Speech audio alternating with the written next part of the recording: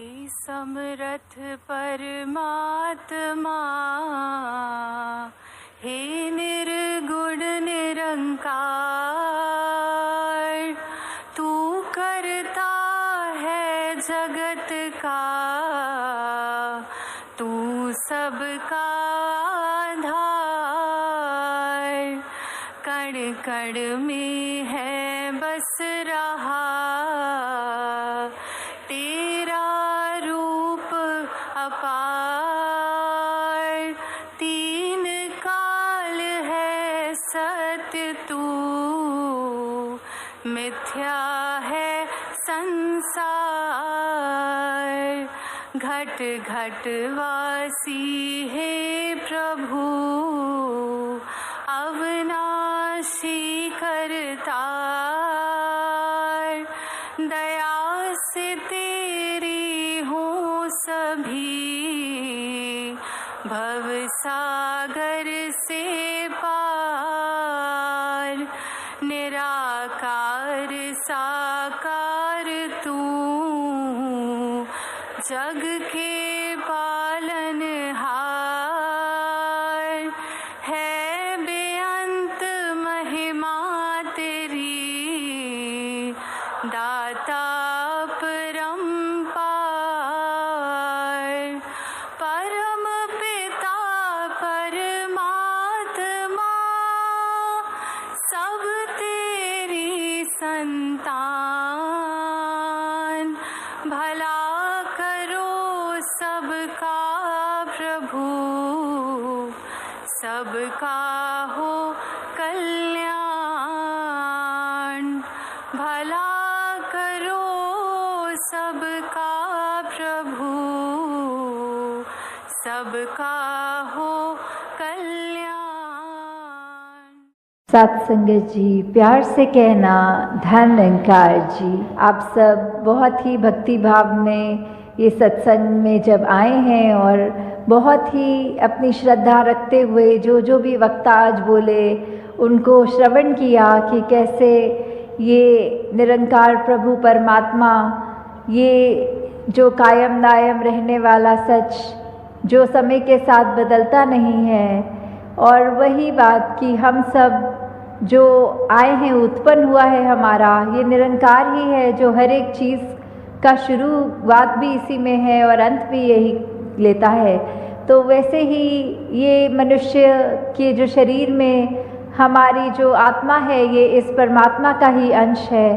और कैसे इसी के ही आधार में अगर हम अपना जीवन बिताएं तो वो ही जीवन हमारे लिए एक बहुत ही हमारे अच्छाई के लिए हमारे साथ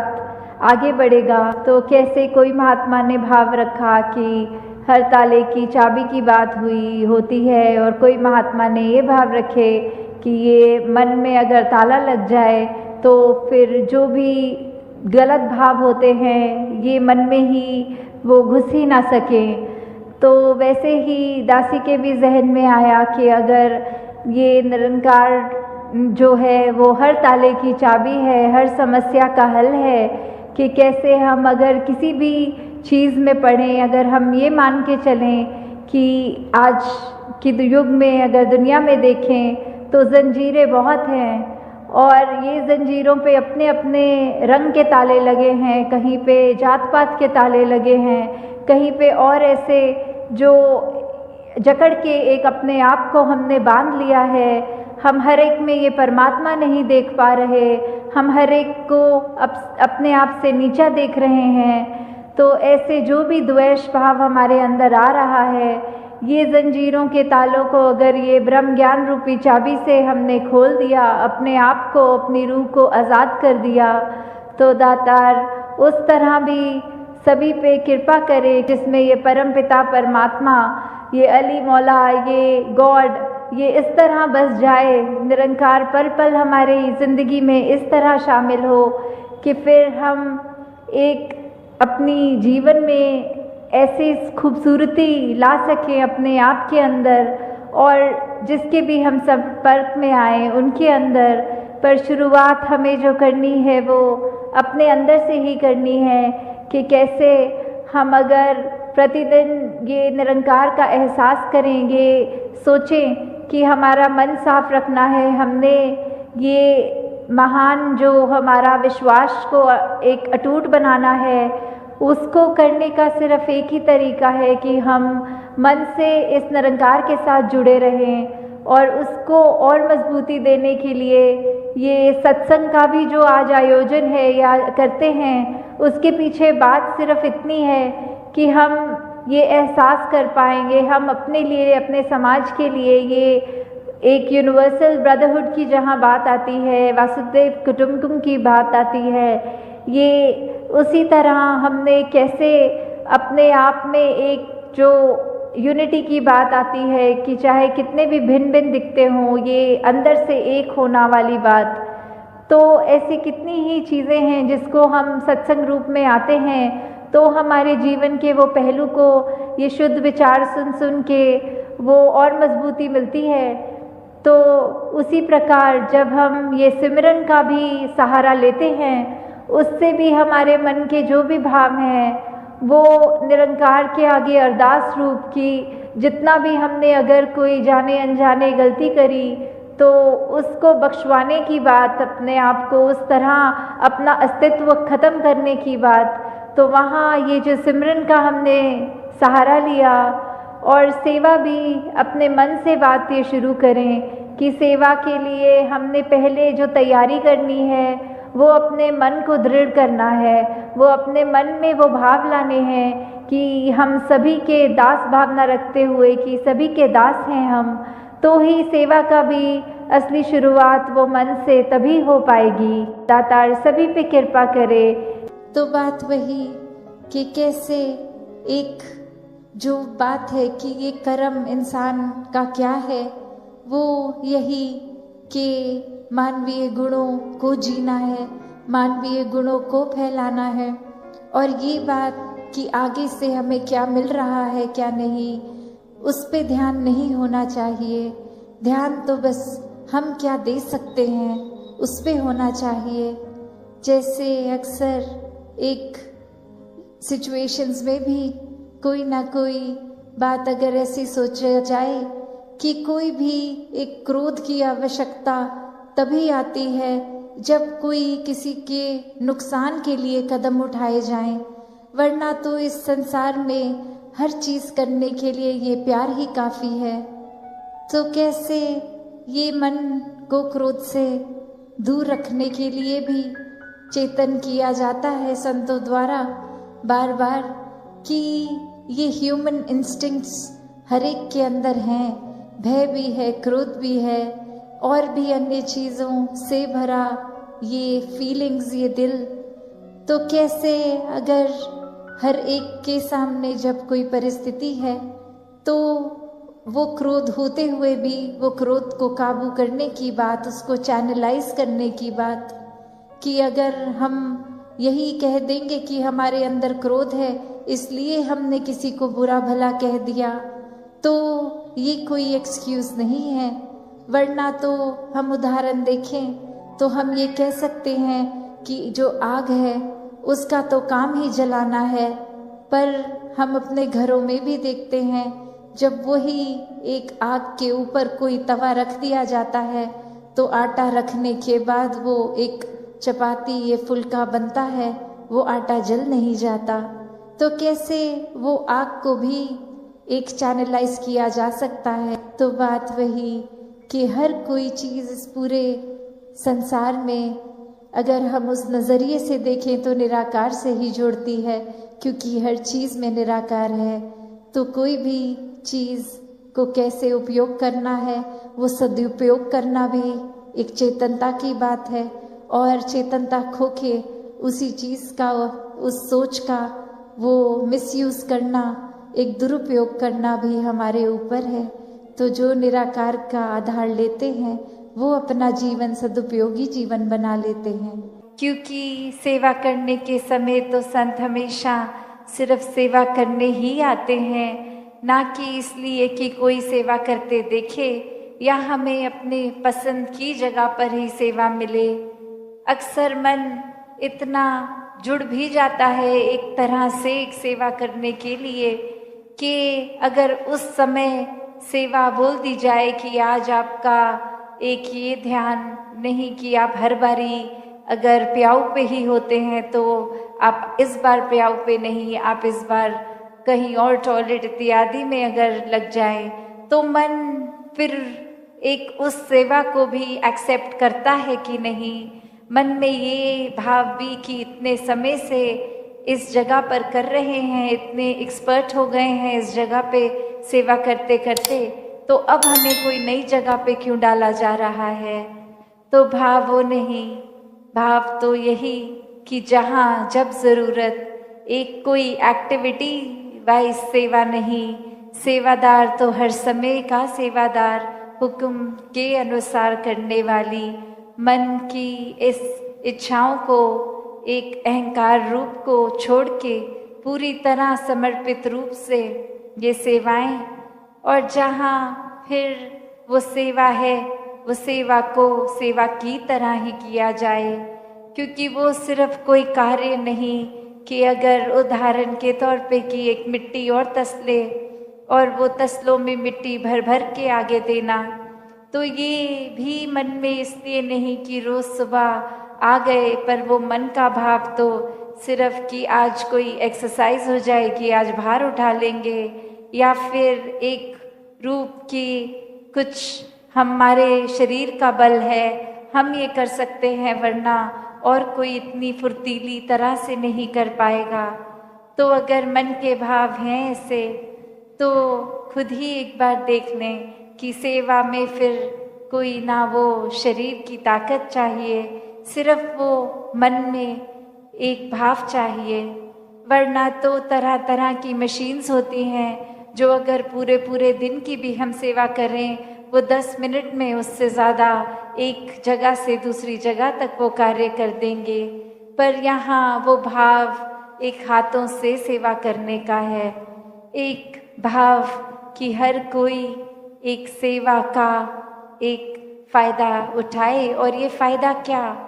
ये कोई दुनियावी फ़ायदा नहीं होगा, ये जो अभी हम गीतों में भी सुन रहे थे कि सेवा में सुख है, जो सेवा करता है वो एक अपने मन को हल्का पाता है। तो वो बात ये नहीं कि अगर कोई शरीर की पीड़ा है वो सेवा करके दूर होगी। एक शरीर तो परमात्मा ने जिस तरह दिया और जिस तरह हमने उस शरीर का ख्याल रखा, उसके ऊपर आधारित होती है वो तन की एक कोई हालत कैसी है, कोई अगर बीमारी है या कोई और तकलीफ है। तो बात वो नहीं कि सेवा करके एक रूप की एक बिल्कुल शरीर ठीक होगा। ये तो जो परमात्मा ने, निराकार ने जिस तरह रखा, हमें अपने एक चेतनता के साथ उस समय अपने आप को ठीक रखने की जिम्मेवारी है। ये सेवा का भाव वही कि ये शरीर भी ठीक रहे। पर अगर हम मोटिव ही ये बना लें कि हम कोई शरीर में पीड़ा एक एहसास कर रहे हैं तो सेवा करेंगे और वो तकलीफ़ ठीक होगी, तो फिर असल रूप में सेवा हो ही नहीं रही, क्योंकि ये एक इच्छा है शरीर ठीक करना, उसके बदले में एक सौदा हो रहा है सेवा का। तो भाव वो नहीं, भाव तो कि जितना भी हो सकता है मन में भाव सेवा का रख के सेवा करी जाए। कैसे अलग अलग स्वभावों वालों को भी अपनाया जा सकता है, क्योंकि अक्सर इंसान ऐसे ही कंफर्टेबल हो पाता है किसी के साथ कि अगर कुछ हमारा उससे मेल खा ले, कोई वो बात हो जो हम में और उस इंसान में कॉमन है, कि या हमारा कोई वो प्रोफेशन सेम हो, या किसी तरह की कुछ चीज़ें एक जैसी पसंद हो, या रहन सहन का तरीका,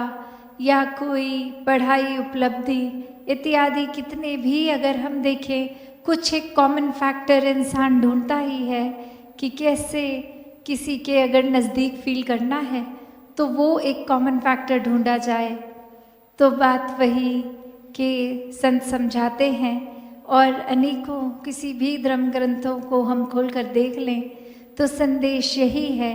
कि वो कॉमन फैक्टर ये परमात्मा ही है, ये निराकार है जो हर कण में है, ये एक बराबर हर जगह है, हर एक के अंदर भी है बाहर भी है, ये नष्ट नहीं होता। तो कैसे ये परमात्मा का जहाँ गुणगान हर किसी ने अपने तरीक़ों से किया, वो पिछले 3 दिनों में भी हमने देखा, वो कविता मात्र रही, एक भजन मात्र रहा, स्पीचेस रही। और अगर वो भी देखा जाए कि कोई वो भाषाओं का भी बैरियर नहीं था, उम्र का भी बैरियर नहीं था, बच्चे बुज़ुर्ग नौजवान हर किसी ने अपने तरीके से ये संदेश दिया कि इंसान अपने जीवन को संवार लो, इसको जीते जी हर कीमत पर, हर मोमेंट पर इस निराकार से ही जुड़ो, अपने मन को एक ठंडक हर समय की दो, ये सुकून दो, आनंद दो, शांति दो। तो जितना ज़्यादा अगर हम और गहराई में जाते रहें, किसी भी संत का जीवन खोल के देख लें, चाहे इतिहास में हो या हमारे सामने आज की डेट में साक्षात, तो हर कोई यही समझा रहा है कि ये परमात्मा को हम किसी भी एक कोई कीमत चुका के नहीं, एक मुफ्त में ही परमात्मा मिल रहा है। उस संतों ने भी जैसे महाराष्ट्र में यहाँ एक बात इस तरह लिखी कि देव गया रुका ना लागे रुका मोल याही, कि कैसे एक ये देव गया फुका की बात की, ये मुफ्त में ये परमात्मा मिला है। और ये परमात्मा को हासिल करने के लिए एक तरफ तो अगर ऐसा भी कहा गया है कि कोई मोल नहीं लगा, और दूसरी तरफ हम अगर देखें तो ये भी कहा जाता है कि इस परमात्मा को तो हम अगर अपना शीश कटवा कर भी पालें तो भी ये सौदा एक सस्ता सौदा रहेगा।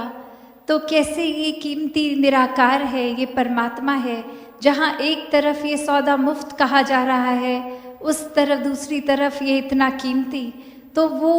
बात सुनने में दो अलग अलग बातें हैं, पर अगर गहराई में उतरे तो फिर ये सौदा सर कटवा के सस्ता भी इसलिए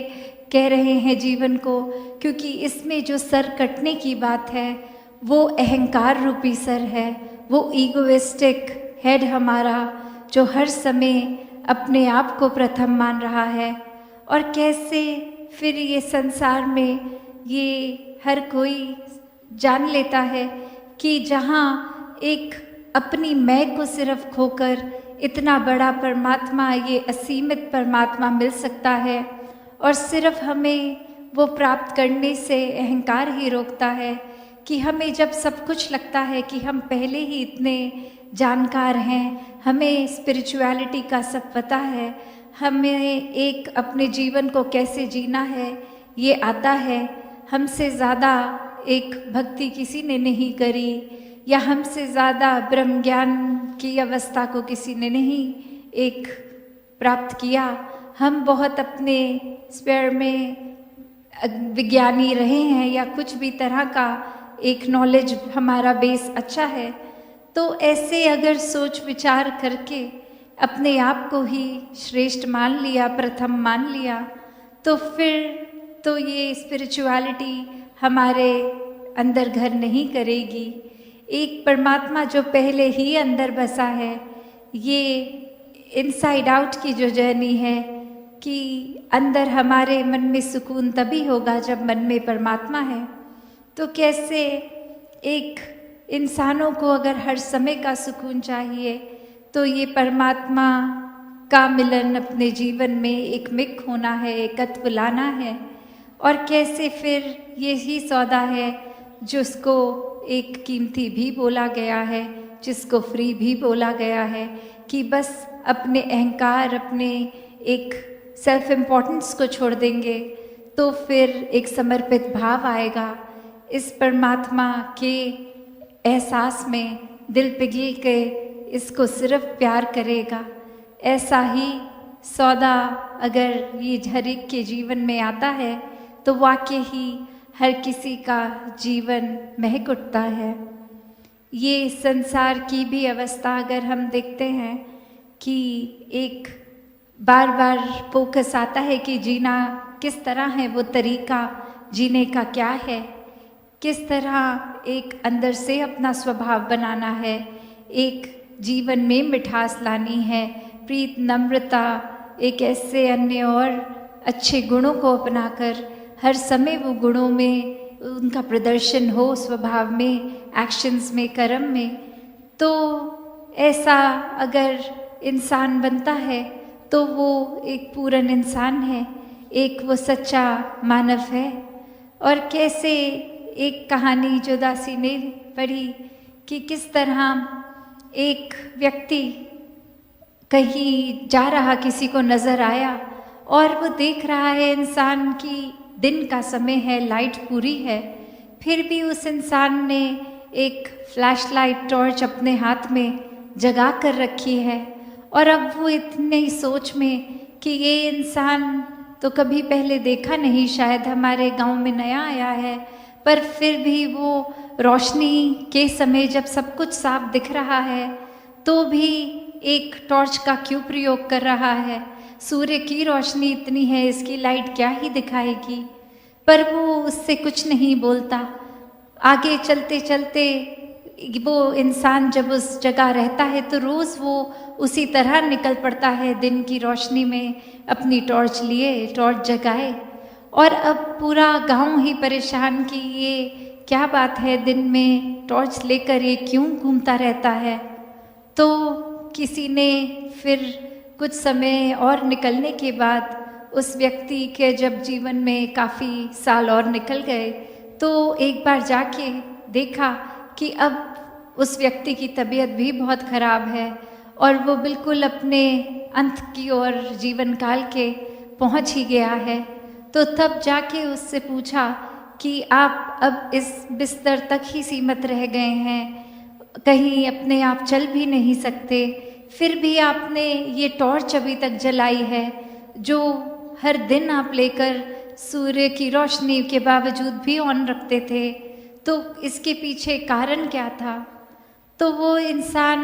आगे से कहता है कि इतने साल मैंने बिता दिए इंसान ढूंढने में। पहले तो लगा कि एक सूर्य की रोशनी है तो मुझे शायद इंसान मिल जाएंगे, एक लगा कि ऐसा समय बीत रहा है, मुझे कोई अनपढ़ मिले, कोई पढ़े लिखे मिले, कोई अलग किसी प्रांत के ऊपर आधारित मिले, कोई अपना एक अस्तित्व किसी एक तरह से अपनी महत्वता बताते हुए लोग मिले। बहुत ढूंढा पर कोई इंसान नहीं मिला कि कैसे ये इंसान मैंने जब देखा नहीं मिल रहे तो फिर एक टॉर्च का उपयोग भी कर लिया कि शायद सूरज की रोशनी में नहीं मिल रहे, अब ढूंढता हूँ जिससे बात करूँगा और उसको उसके अंदर का इंसान ढूंढूंगा तो शायद कुछ मिल जाए। तो बात वही जो वो कहना चाह रहा था कि हम कैसे हर समय अगर ऐसा करके एक इंसानियत को खोते हैं। तो वो बात समझाते समझाते आगे वो फिर से उस व्यक्ति से बात करते हुए कहता कि अब क्या आपको इंसान मिल गए, इतने साल सूर्य की रोशनी में भी जो नहीं मिले थे, अब क्या टॉर्च की लाइट से ढूंढने से मिल गए। तो वो आगे कहता कि इंसान तो कोई नहीं मिला, पर शुक्र है किसी ने मेरी टॉर्च नहीं चुराई, क्योंकि काफ़ी हर समय ऐसे भी लोग दिखे जिनकी नज़र होती थी कि मेरा ध्यान भंग हो, कहीं मैं इधर उधर ये रख दूं और वो चुरा कर ले जाएं। तो इंसान की अवस्था इस कहानी के माध्यम से ये दृष्टि, इस दृष्टिकोण से कि कैसे एक इंसान का स्वभाव क्या बनता जा रहा है, जो इतना दैवीय इंसान, परमात्मा की अंश इंसान, एक बहुत ही इनोसेंस रखने वाली आत्मा इस शरीर के अंदर, और कैसे वो शरीर फिर दुनियावी माया में रहकर एक इतना अपने आइडिया से करप्टेड होके एक अपनी सोच को इतनी दूषित करके ये आत्मा भी अब इतनी कंफ्यूज की जिस शरीर में है, जो एक दुनियावी माया दिख रही है, ये अस्तित्व कहीं इसी में ही खो गया, अपनी असली पहचान खो गई। तो कैसे अपनी असली पहचान को वापस एक असली रूप अपना देखा जाए? तो बात वही कि संतों का संग करके ही, एक ब्रह्म ज्ञान प्राप्त करके ही ये अपना असली रूप इस आत्मा को नजर आता है, ये परमात्मा से मिलन हो पाता है। तो दासी और समय ना लेके इन्हीं शब्दों से आज्ञा लेगी। सत्संगत जी, धन निरंकार जी।